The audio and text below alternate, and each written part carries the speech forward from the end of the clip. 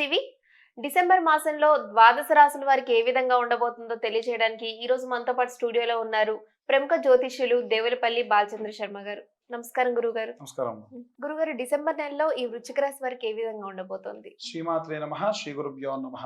గురు 7వ ఇంట, శని 5వ ఇంట సంచారం చేయడం వల్ల ఈ యొక్క రాశి వారికి ఈ మాసం అంతా కూడా కాస్త అనుకూల మరియు ప్రతికూల పరిస్థితులు కనిపిస్తూ ఉన్నాయి. అంటే ఒక విభాగంలో అనుకూలంగా ఉంటే ఒక విభాగంలో అనుకూలంగా ఉండదన్నమాట. ఉదాహరణకు విద్యార్థులు, గృహిణులకు సంబంధించి మాత్రం నో లాస్ నో ప్రాఫిట్గా సజావుగా సాగుతూ ఉంటుంది. ఎటువంటి ఇబ్బందులు అంతగా ఏమీ కనిపించడం లేదు. కానీ ప్రత్యేకంగా ఉద్యోగస్తుల విషయానికి వస్తే గనక అన్ని రకాలైనటువంటి విభాగాలు ఉంటాయి. ఎలా అంటే ఇతను బాగా పని చేస్తాడు, సమయానికి రాడు, తిడుతున్నారా పొగుడుతున్నారా అలా ఉంటుంది అన్నమాట. అలా వీరిని ఒక పక్క పొగుడుతూనే వాళ్ళలో ఉన్న లోపాలను ఎత్తి చూపుతూ ఉంటారు.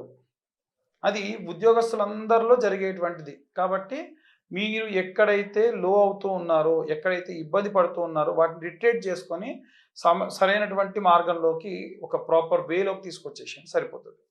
ఇక ప్రత్యేకంగా మనం చూసుకున్నట్టయితే ఈ యొక్క సినీ రాజకీయ రంగాల వారికి సంబంధించి కానీ, ఎవరైనా వ్యాపారస్తుల విషయానికి కానీ వస్తే వీరందరూ కూడా ఎక్కడెక్కడైతే వ్యాపారస్తులు అయితే ఎక్కడ నష్టం వస్తుంది, దానిని ఎలా సరి చేసుకోవాలి, ఎలా లాభ పొందాలి. లేదా నేను రీసెంట్గా ఒకళ్ళ వ్యాపారస్తులలో ప్రత్యేకంగా ఈ రాశి వారికి సంబంధించి చూసుకున్నట్టయితే వారు ప్రత్యేకమైనటువంటి లక్షణాలు ఏంటి వాళ్ళవి అంటే, ఆయన ఇచ్చేటువంటి డిస్కౌంట్ ఏదైతుందో దానికంటే 5% పెంచారు.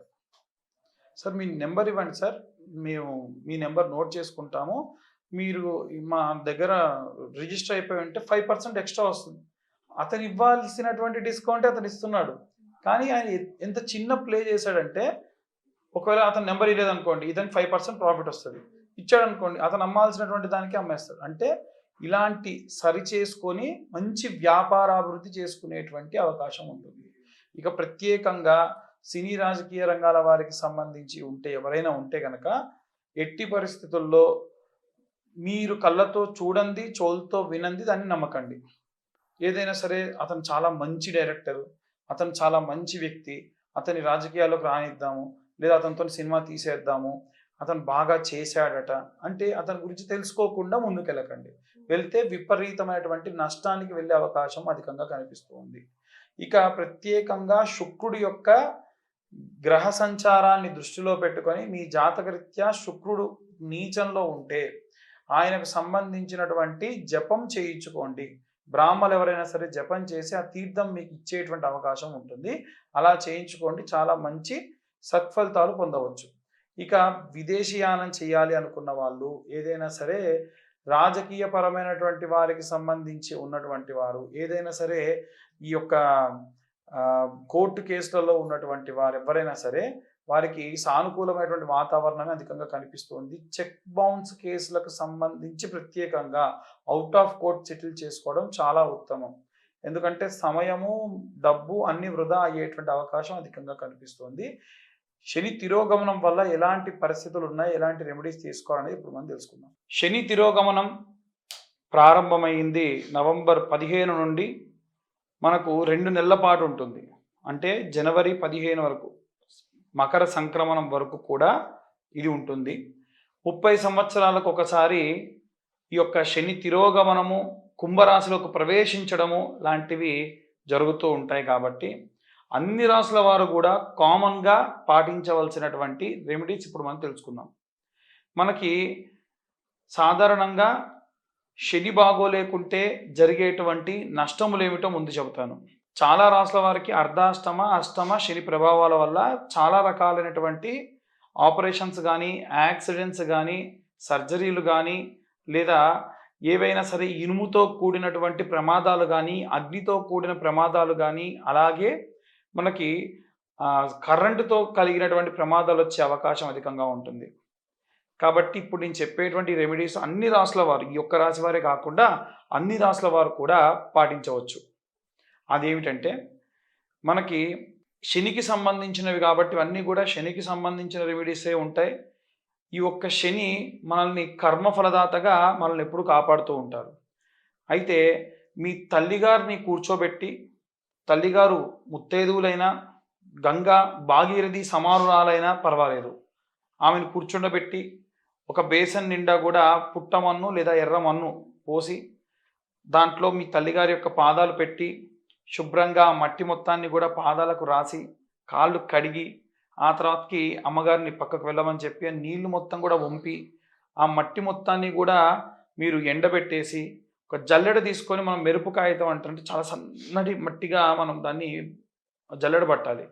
వాటిని ఎంతమంది అన్నదమ్ములు అక్క చెల్లెలు ఉంటే అందరూ పంచుకొని ఆ మట్టిని రోజు కూడా చేతిలో వేసుకొని కొంచెం అంత సంపెంగ నూనె లేదా ఆవు నెయ్యి ఇలాంటి పదార్థాలు తీసుకొని బొట్టుగా ఫస్ట్ ధరించి గంధంలాగా తర్వాతకి బొట్టు పెట్టుకోండి.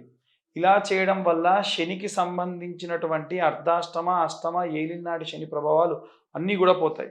తల్లి పాదాల దగ్గర మట్టి పెట్టేసుకుంటే శని దోషాలు పోతాయంటే చిన్నప్పుడు మనం స్నానం ఆచరించేప్పుడు తల్లులందరూ కూడా వాళ్ళ పాదాలకు ఉన్న మట్టిని తీసి బొట్టుగా పెడతారు. ఎందుకంటే బాలారిష్ట జాతకారిష్ట దోషములు ఏమున్నా పోవాలి అనేటువంటి దాని యొక్క ఉద్దేశం.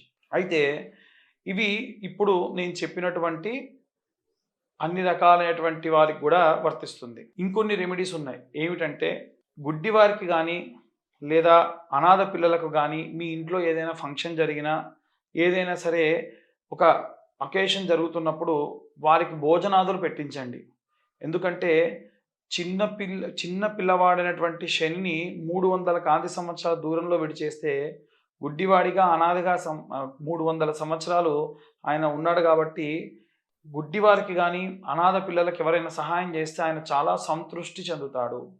ఇక ప్రత్యేకంగా ఆడవాళ్ళు మగవాళ్ళు ఎవరైనా సరే శనికి తైలాభిషేకము తిల అభిషేకం చేయడం మంచిది. ఆడవాళ్ళు ఎట్టి పరిస్థితుల్లో శని విగ్రహాన్ని తాకరాదు.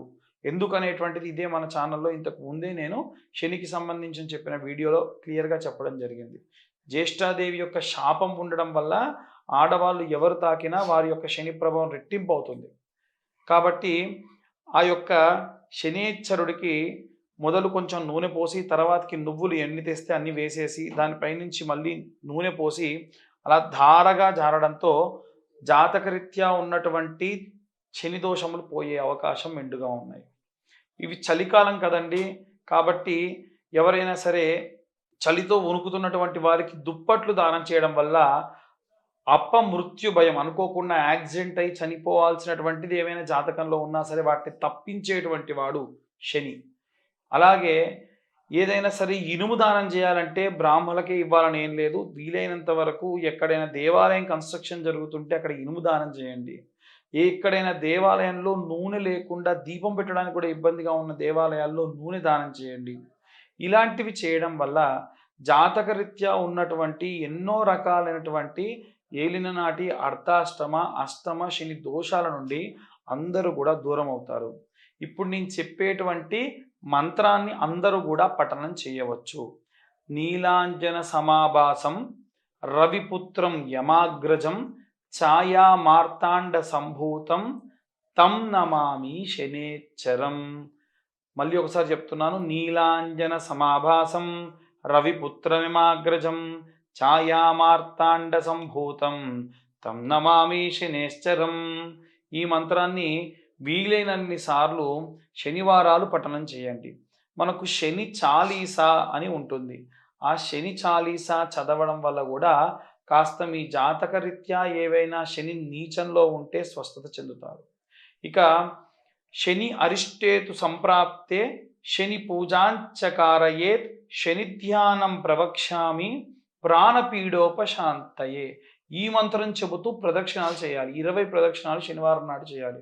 మరొకసారి చెప్తున్నాను. శని అరిష్టేతు సంప్రాప్తే శని పూజాంచకారయేత్ శని ధ్యానం ప్రవక్ష్యామి ప్రాణపీడోపశాంతయే. శని ప్రాణాన్ని విసిగిస్తాడు తప్ప ఎటువంటి అపాయం కలిగించడు. వీడు శనిలా దాపరించాడు, శనిగాడు అనేటువంటి మాటలు మాట్లాడడం వల్ల దోషం మనం ఇంకా మూటగట్టుకుంటాం. వీలైనంత వరకు ఈ మంత్రాలు మీకు డిస్ప్లే అయ్యేటట్టుగా కూడా ఛానల్ వాళ్ళతో మాట్లాడి నేనే స్వయంగా పంపించి మీ అందరికీ తెలిసేటట్టు చేసేటువంటి ప్రయత్నం కూడా చేస్తాను. అందరికీ ధన్యవాదాలు. జై శ్రీరామ్.